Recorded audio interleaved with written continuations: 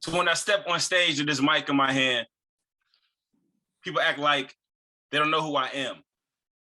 Kind of like I'm a stranger when I step to the mic, as if they never heard my poems or prose or listened to my similes and metaphors ever before and ask me crazy questions that some of y'all, probably all of y'all, are thinking in your heads right now. Oh, my brother, who are you and why are you talking? So I tell them, well, I'm the reincarnation of Frederick Douglass and Langston Hughes, sprinkled with a little Maya Angelou, topped with Emerson, Frost, and Tennyson. So if you don't think I'm a menace, then maybe you should sit in the audience and talk to some of my citizens. For currently, you're all nothing more than metaphors and similes that reside on my blank page. And the verses I create with you are so memorable that I often press replay. So allow me to, so allow me to, so allow me to, so allow me to repeat you again. For the thing called poetry is embedded in my veins. As a matter of fact, I have my DNA completely rearranged. So cytosine, thymine, guanine, and adenine no longer reign, but they've been replaced with pen, pencil, paper, and ink. For these are the instruments I use to carve the world.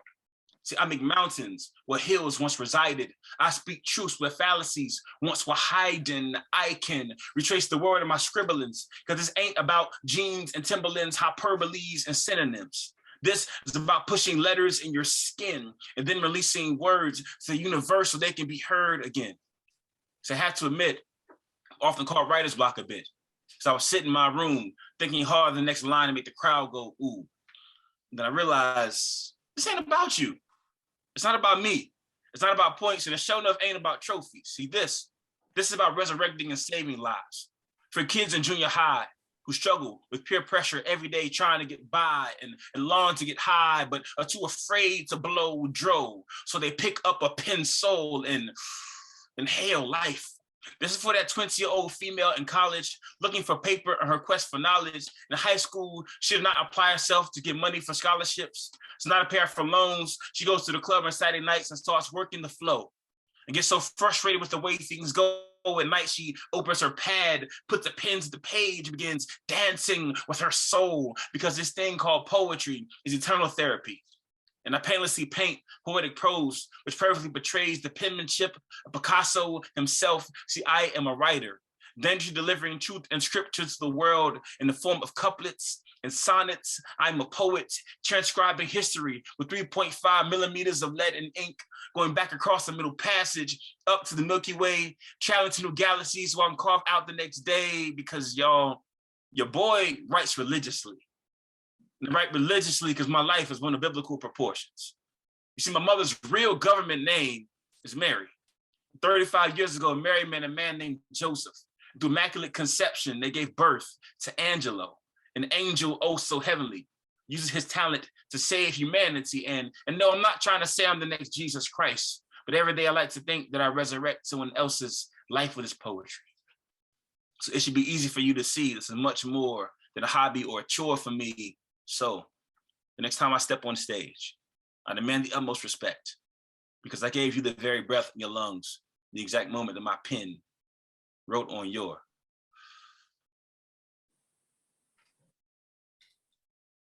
blank page.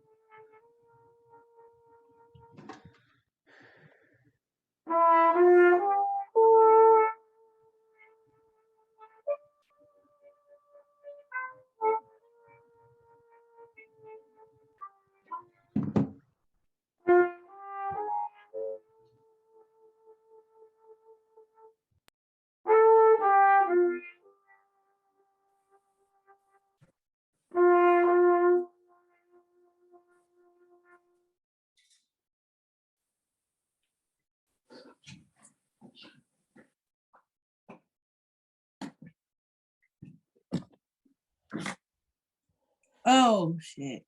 Thank you so much. Thank you so much. Like, what happened? Somebody came off mute. Sounds like, please put yourselves on mute. Okay. Alrighty, y'all. I'm gonna read for y'all. The only Black person in the room. I was in Moorea, French Polynesia, when I got the email. Election results was the subject. Hold on for a second. Was the subject. Line from Jim Elser. I closed my eyes briefly, then opened the email. Tiara, I tried calling but couldn't get you. I wanted to let you know you were elected to serve as the student board member. Excitement, nervousness, fear, and then a quick thought. Who voted for me? Who, like really, who voted for me? Um, I walked into my first board meeting not sure what to expect. Everyone was already there and turned to look when I entered. I read the sign on the door, so I knew I was in the right place. But for those few fleeting seconds, it felt like I was lost. Looking back at me were about 30 eyeballs, all on white faces. I immediately thought about Latice Hauser, now Latice Fear, the first African American student board member of ASLO, the Association for the Sciences of Limnology and Oceanography. In 2003, I wondered if she felt the same skipping of her heartbeat as I did. Did she question herself, her place, her role? I put on my infamous smile and introduced myself to the group. Welcome, they responded. I settled in, excited to talk about student events, but I quickly realized my role on the board will be much bigger than representing students. I had a whole race to represent. Oh, the things I could do. There were times when discussions would lead to subjects on race and racial perspectives and increasing the diversity of ASLO. There were conversations on moving from the old white man society to a multicultural organization, all loving and communicating science to everyone. I remember sitting in my second ASLO public business meeting, and a member from the crowd asked the current president, "What is ASLO doing about the lack of diversity in our organization?" The response, "Well, we're working on our diversity. We have Tiara now as our student board member." That was my call to action. Dang, if I wasn't going to do anything, who would? At my next board meeting, we got into a discussion on gender harassment in field stations. As it as it was being discussed, I remember feeling this ball in my stomach. Little Tiara screaming, "Say something. This is your moment." Another board member spoke up. "Well, while we are talking about this, we must also address minority harassment and mistreatment." My heart leaped and I raised my hand immediately as I knew this was a crucial opportunity for me to share with them some racially fueled experiences I have had in this field. "I'm so glad this was brought up," I said. "Being a female and a minority has been tough as a scientist. People still ask me if I can swim. At our last meeting, someone asked me if I was at work and if I knew where the bathroom was.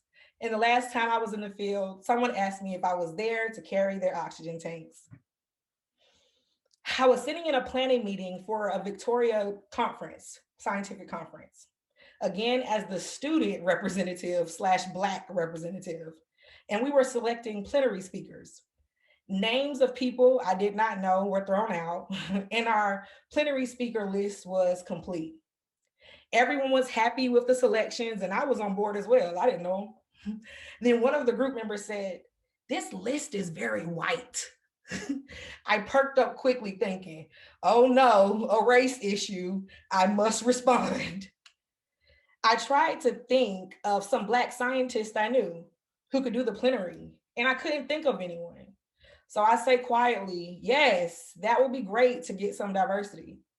Feeling like this was another of those moments when diversity is discussed, but nothing happened, I quietly beat myself up for not having any suggestions. A member excitedly shouted, Amina Pollard, she would be great. She is great. We should have thought of her before. Later, we were deciding who would introduce each plenary speaker, and when they asked for Amina, my eyes opened wide and I threw my hand up excitedly. I want to introduce her. Everyone in the room got quiet as we all experienced a moment singularly special to each of us. The co chairs looked at each other and said, Yes, that's perfect. Later in the year, I was at the board dinner for the Victoria meeting where I met Amina and sat beside her along with the co chairs. We were discussing her plenary, and someone mentioned, Amina is the first African American to do an ASLO plenary. Time stopped as I tried to remember how long ASLO had been around and if I remembered any Black speakers during my 5 year membership. I thought of Dr. Deidre Gibson, the first African American member at large on the ASLO board and co chair of a past ASLO meeting. Did this cross her mind in 2012 during the planning? Surprise was on everyone's face, and I knew the introduction I had written for Amina had to be changed immediately. Tuesday came so quick, and the night before, I could not sleep. I woke up super early to rewrite my introduction. I started from scratch, writing and rewriting, finding fact after fact about ASLO's history, and reading Amina's CV over and over. Finally, I had drafted an introduction I was proud of and excited to share with ASLO members. I went back to sleep and woke up an hour before the plenary, still nervous, but more excited and confident in the introduction I was scheduled to give. I got ready while slowly repeating my intro, knowing it had to be perfect. I got to the plenary and sweat just started coming out of nowhere. My throat got dry and I wanted to run. I went to grab a water and then walked up to Amina. She greeted me and said, Honestly, Tiara, you can just say my name and I'll come up. I don't need a big introduction. I laughed and said, No, girl, I'm about to hype you up. Electricity ran through me as I wondered what the response would be to my words. Would I choke? Would it mean nothing? Or would it mean everything? I walked onto the stage, hands sweating and legs shaking as I started my introduction. I finally get to a point while on stage where I feel comfortable and I get into the groove. The words of my introduction begin to come with ease. I get to my finale where I related the introduction to how I felt when I got to vote for the first time for our Black president. Here I was 10 years later announcing Dr. Pollard as the first African American woman plenary speaker at an ASLO meeting. I received both negative and positive responses on my introduction. People thanked me and told me what a good job I had done, while others wondered why I had made such a big deal about it. To them, I say, when you come from a race that had to wait years to get a speaker, president, laws, justice, safety, rights, you learn to shout about them from the rooftops. As I'm leaving the board, I will be replaced by the third African American student board member, Dr. Camille Gaines, now Dr. Camille Gaines, and Amina Pollard joined the board. Of course, I want to take my credit off the top and say somehow this is because of me. My presence in the room caused others to think or at least pause and say, we want to be a part of that change. We understand what's happening socially, but honestly, we all just want to improve what is going on scientifically. It's hard walking into a room and feeling you have no one to relate to, no role model, no mentor. But what I learned during these 3 years, if you're going to stand out, at least be outstanding. I'm so grateful to have been on this board, and I look back on my time and smile. But I want so badly for African Americans to have a better stigma in science. Yes, we can swim, we can dive, and we can understand nitrification, eutrophication, and acidification. We want to be allowed in the room. We want to matter. We want to make a difference, and we want to be scientists. So I charge all of us to write grants for minority programs and to make our labs welcoming and free of harassment. As I continue my career, I know issues of race and gender will arise, but let us imagine a world where it did not. Imagine students having less stress and anxiety, no longer thinking that they must perform 3 times better than their white counterparts just to be accepted. It is 2018, because that's when I wrote this, and I'm proud of that progress, but I'm even prouder to be part of this change. but I know I could have done more, and there is still more to be done. Hey, y'all. I'm Dr. Tiara Moore, founder and CEO of Black and Marine Science. And I thought it was fitting for me to start my keynote with reading that op-ed that I wrote in 2018 as a student, just trying to figure out my way. So I thank you so much for joining us for the BIMS Ball. Black and Marine Science saved my life. As a little girl, and even just 2 years ago, I never expected to create a movement, a network, a community that would impact the lives of thousands and inspire the minds of millions. No, as a little girl, I grew up in a single parent home raised by my grandmother in South Carolina. By the time I was 5 years old, I saw color. I knew the difference between Black and white. I saw my grandmother change her tone around white people. I watched her clean their toilets. I cleaned them too. I learned how to put my head down. I learned how to speak when spoken to. I learned how to be invisible. But then I was sold a dream, the American dream, that if you work hard and do things the right way, you earn your seat at the table. You belong in the room. But as a Black queer woman, I found that to not be so true for me. I found myself feeling lost, unwelcome, and out of place. Here I was, a whole scientist, had achieved my ultimate goal, but I was so unhappy. Mainly in fully embracing the urge to blame myself, I was mad that I couldn't stand up and speak out. How could I have these experiences and just let it go? Where was the strong Black woman now? If blaming the victim were a person, it would be me. And so realizing that fact changed my perspective on my journey. I turned my focus toward the actual problem. For me, the dream of a seat at this table didn't exist. So I had to build my own table. And oh, what a table I have built. Black and Marine Science brings me joy every day. The community I now have restored my faith in people and allowed me to have hope again. BIMS allowed me to dream again. And now I can proudly say that Black and Marine Science is an incorporated nonprofit with the mission of celebrating Black marine scientists, spreading environmental awareness, and inspiring the next generation of scientific thought leaders. I am honored and humbled to serve as the founder and CEO of this premier grassroots organization. And I am proud of the major wave we have already made across the ocean and environmental fields. Moving forward, it is our goal to become a sustainable nonprofit aimed to increase ocean literacy and change the face of who people see as scientists. With such big goals, we will definitely need support, guidance, and authentic partnerships to make the change we truly want to see. So I'm also proud to announce that the Nature Conservancy has partnered with BIMS, and I am now the Black and Marine Science Program Lead for the Washington chapter. This partnership is an opportunity for TNC to substantially and financially support a grassroots organization and uphold the mission for both people and nature to thrive. As the BIMS program lead, I will continue to build Black and Marine Science to a standalone nonprofit with the goal of providing safe and welcoming spaces for Black scientists to thrive at organizations like TNC and throughout the environmental field, but ultimately leading to the formation of our own environmental organization, the BIMS Institute. The BIMS Institute will be a research and outreach facility dedicated to building inclusivity in marine science.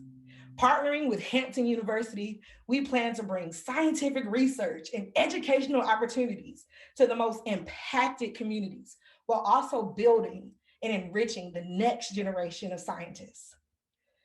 The vision for Black and marine science is to develop resources so that we can make impactful changes in our communities, Black communities. And it's time for a blueprint that works. It's time for space and resources to be dedicated to empower Black scientists and enrich the experiences of those most threatened by environmental disturbances like climate change and sea level rise. It's time for our community of scientists to come together to write grants and secure funding to bring research and resources to the communities we know that need it the most, but remain overlooked year after year and grant after grant. All that stops now, and it starts with us. The power in this room and in our network is all we need to make the changes we would like to see. I just need your help and your support. So please visit our website, subscribe to our YouTube channel, watch the content, okay? Watch the content. Become a BIMS member, create an episode of BIMS Bites, or just straight out run to the PayPal link and make a donation. Everything will help us create the vision we would like to see. And hopefully somebody can drop all of those links in the chat on the team. When I wrote The Only Black Person in the Room, I felt like a failure. How could I not be able to suggest a Black speaker? How? How could I have forgotten folks who had come before me? I knew we existed. I just had to find us. And I think I can say, I found us. Yes, we may be the only Black person in our room, our job, or lab, but guess what? It's hundreds of rooms. And if there is one Black marine scientist in each of those rooms, then that means there are hundreds of us. Black and marine science is the manifestation of those rooms coming together. So today we celebrate. We take a collective sigh of relief that a new day is here. We let our hair down and the code switch can finally be turned off. Because now when you find yourself as the only Black person in the room, because I'm not saying it won't happen, but now when it does, you know a BIMS member is a call, a tweet, an email, or a DM away.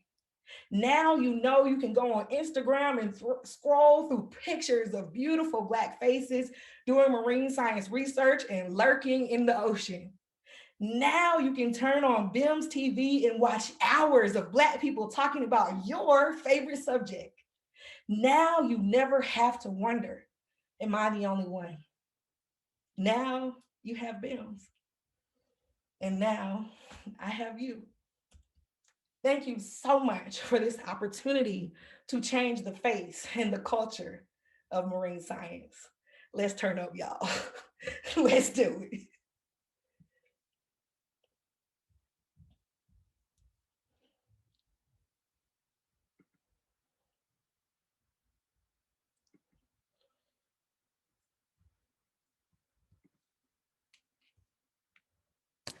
Oh, sorry, I spotlighted the wrong person. Trying to do too much.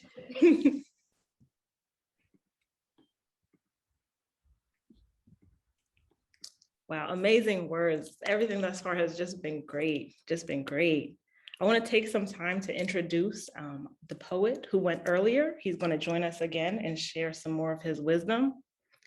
Angelo Iambic Getter is a dynamic poet and spoken word artist and motivational speaker who merges his passion for poetry and speaking into a unique performance that educates, entertains, and inspires. Angelo's work touches on a variety of issues, including social justice, race, grief, character, and manhood. He blends his pieces with commentary, stories, and personal narratives that transcend a traditional lecture or performance. Over the course of his career, Angelo has amassed several accolades. He currently serves as the Poet Laureate Fellow. Garrett is also a 2019 All-American City winner, 2018 National Poetry Slam champion, Rust Belt Regional Poetry Slam finalist, Southern Fried Regional Poetry Slam finalist, and has performed and competed in several venues across the country. His work has appeared in All Deaf Poetry, Charleston Currents, and Academy American Poets Poem a Day series. Please, please help me to introduce and to welcome Angelo again to BIMS Ball.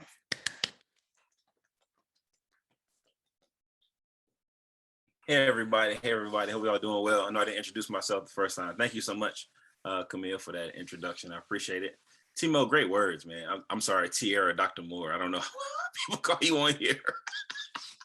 But I know you. They know I'm from the streets, it's all right. Okay. All the way.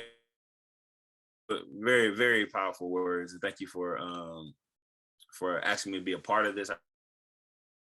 I appreciate that. So I've known her for a while, and she, for some reason, even though she jokes in my poems, she enjoys some of my work. And so I wanted to honor this occasion, what BIMS has done in the course of a year by writing an original poem. It's not a long poem, but it is a poem specific for this. And the inspiration of it was from a poem called Water by Portia Olewola, who is the poet laureate of Boston, dynamic poet, Black woman who has a poem. And that poem's always inspired me, but especially when constructing this, I find myself revisiting it for inspiration. So this is called Aquaphobia. In 2008, researchers found that 58% of African-American children do not know how to swim. In that same year, Cullen Jones became the first Black man to break a world record in swimming.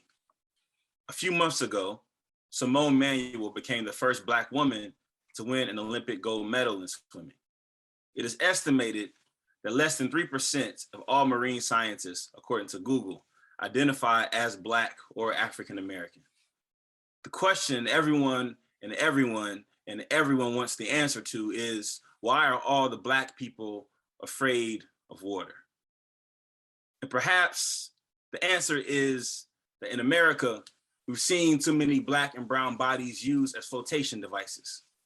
Buoys of molasses-laden skin swallowing waves until they drown the human out of their melanin.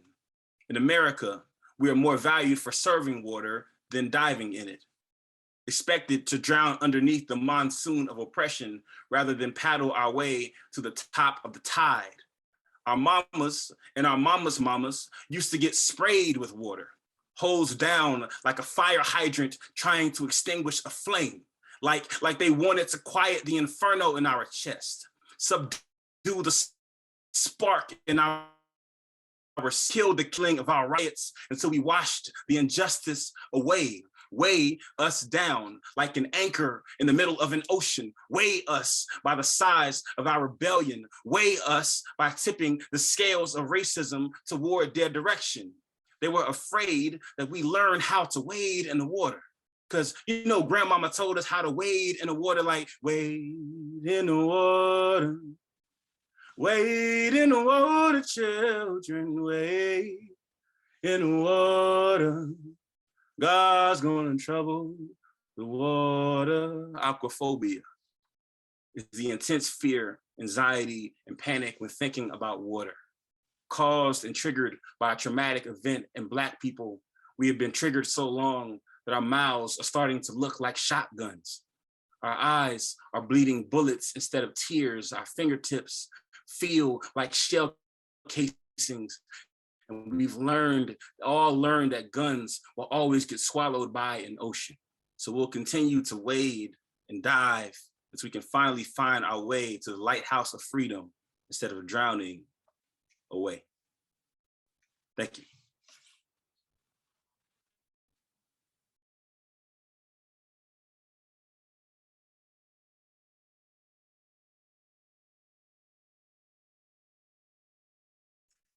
Wow, that was so powerful.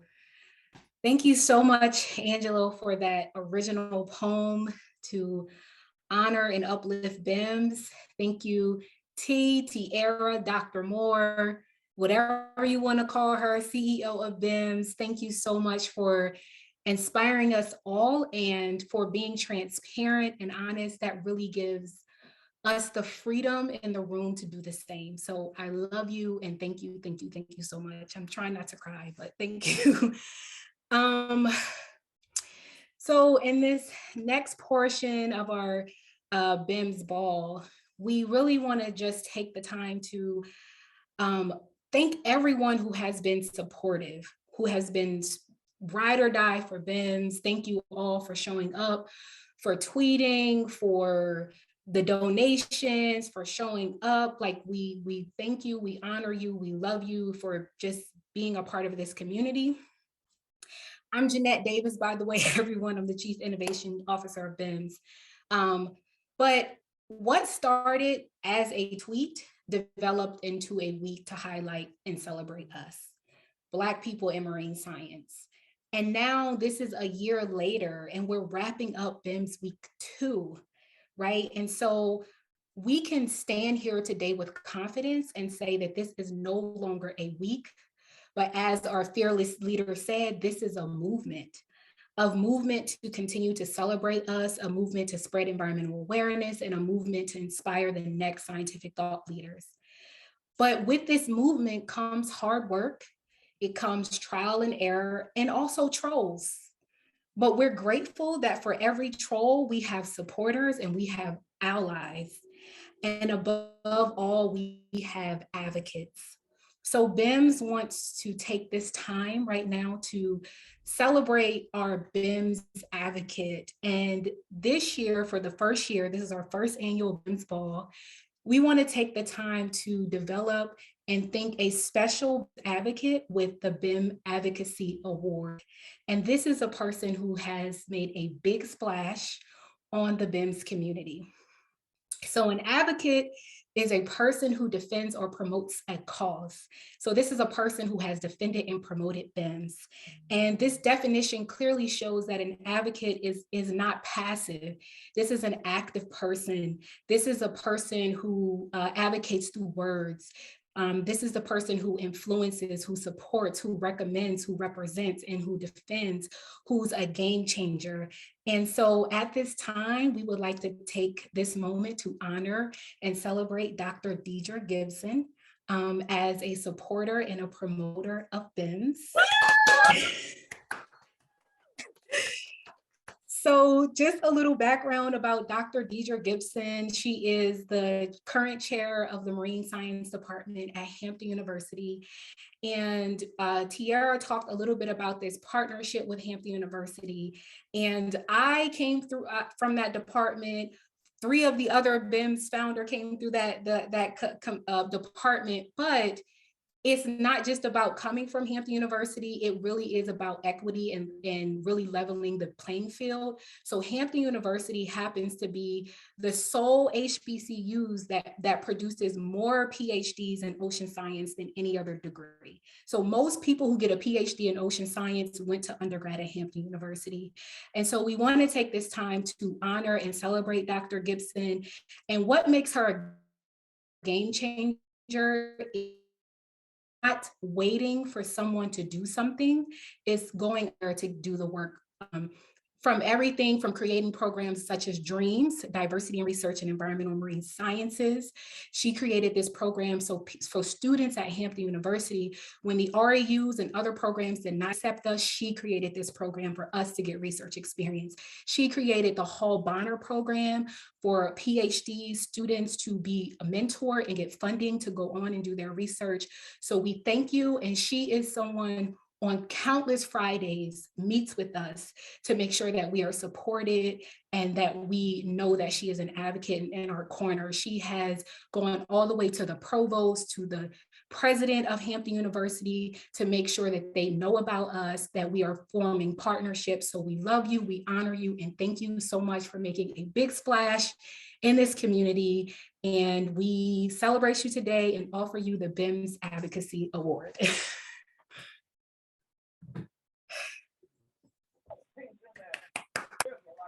Wow, thank you so much. This is a surprise, so I did not prepare anything. So I don't know if you want me to say anything or not. Yes, we do. Sorry. Wow, guys, I mean, you know what? I really don't want to say anything about myself. I just want to say how proud I am of you guys for taking advantage of the opportunities that we offered you at Hampton University. And I'm so happy that those opportunities brought you guys here. And now I can work with you. I mean, you guys talked about being the only one in the room. I'm at Hampton and I'm still the only one in the department as a faculty member. And, you know, and that's just kind of the nature of things. But, you know, we're working really hard to get our students out there with PhDs so they can come back and be influencers in the universities as well, you know, so that students can see themselves. Right now, the students just see me and, you know, and I'm old, mean Dr. Gibson, but they know that through all that, I'm advocating for them. I'm providing, you know, trying to provide them everything they need to succeed and survive in this field. So I really thank you guys for this. And yeah, you know, I'm really kind of choked up here. So thanks again.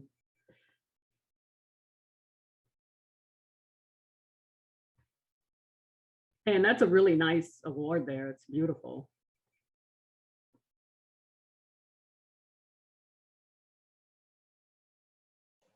Thank you. We love you. We thank you so much.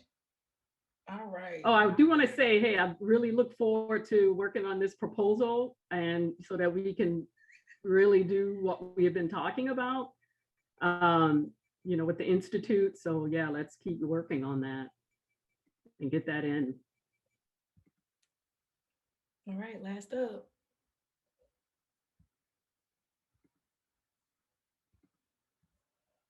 Good evening, everybody. Let me turn my background off because I have something special for you. My name is Leslie Townsell. I am the Chief Operations Officer at Black and Marine Science, and I'm so happy to be here today. So if you have some champagne, pour yourself a glass. We are starting on the Champagne Coast. It all started with a simple tweet from Dr. Tiara Moore. Then it grew into a spectacular week of events in 2020. We formed a nonprofit in January of 2021 and took the world by storm this past week. We put on an unforgettable week of panels, workshops, keynotes, mental health checks, book readings, and more. I don't know about y'all, but BIMS means so much to me, more than I can even articulate, but I'm gonna give it a try. Before BIMS, I was alone, like so many stories I've heard in the past 2 years from other community members. I felt isolated. I wanted to give up. But in August 2020, I got a text that changed my life. I was invited to help organize the first ever BIMS Week and work with some incredible Black marine scientists. And for that, I am forever grateful. The passion for activism reignited my soul and set me ablaze. I met so many of y'all virtually, and I just knew I couldn't quit. I was inspired by so many of y'all to keep pushing, and that's exactly what I did. Tonight, you guys get to experience more Black culture, more Black stories, more being Black and beautiful. So, let's raise a glass to Black marine scientists everywhere. May you always make a lasting impact on those you encounter and use your influence to inspire the next generation of trailblazers.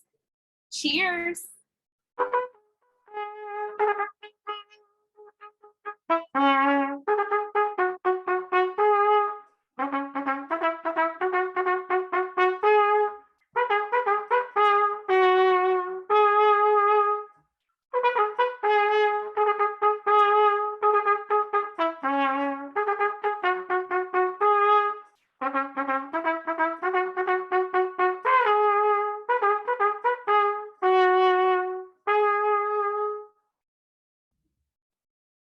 Cheers. Yes, we did it. Turn on your camera, please. Take a screenshot. Let's get some music, DJ.